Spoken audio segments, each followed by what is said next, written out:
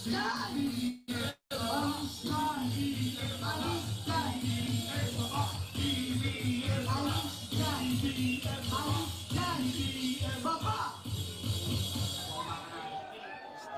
ka na dyan dahil hindi namin kailangan ng bangag na presidente. Hindi na namin kailangan ng bangag na presidente. We are withdrawing our support. Wala na, hindi na namin presidente. Ang presidente namin ang binoto ng 30 million Pilipino sila! Duterte! Duterte! Duterte! Duterte! Duterte! Duterte!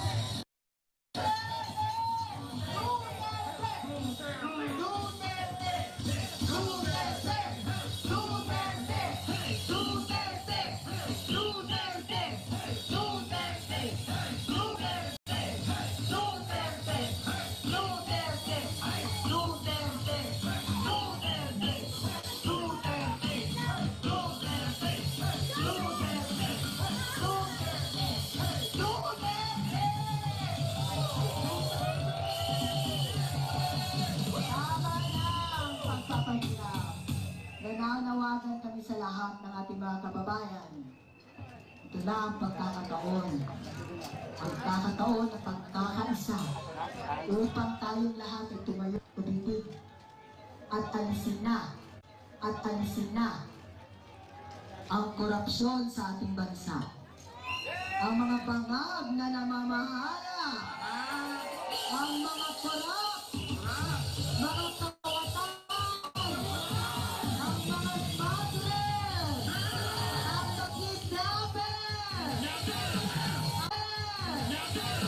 ang mga pogo protector. Tama na!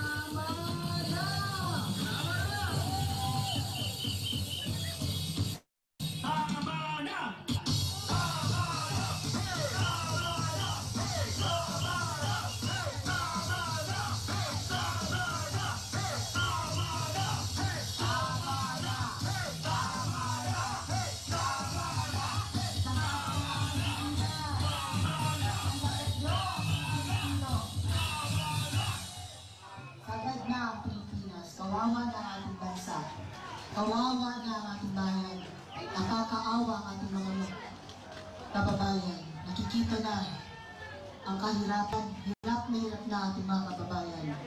Kaya kami, lahat na nanawagan. At pinapaalam namin sa lahat ng mga nandito, may mga bag kayong daladala, ingat lang.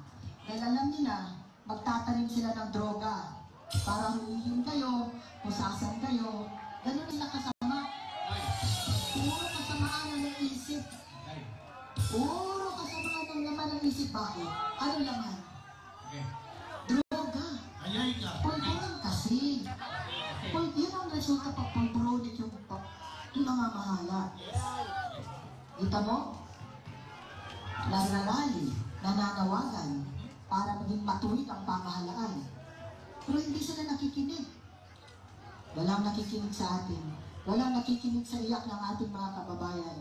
Walang nakikinig. Walang nagbibigay ng hustisya. Ngayon, eto, nagkaisa tayo. At wala nila, may sniper, magtatanim ng mga droga, ingatan yung mga bag nyo, mga kapatid.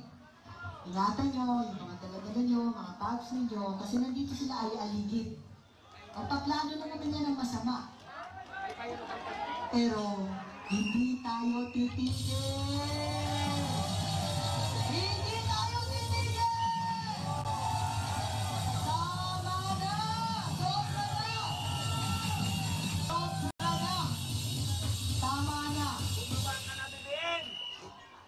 na tayo papayag na aalipinin tayo ng mga banyaga.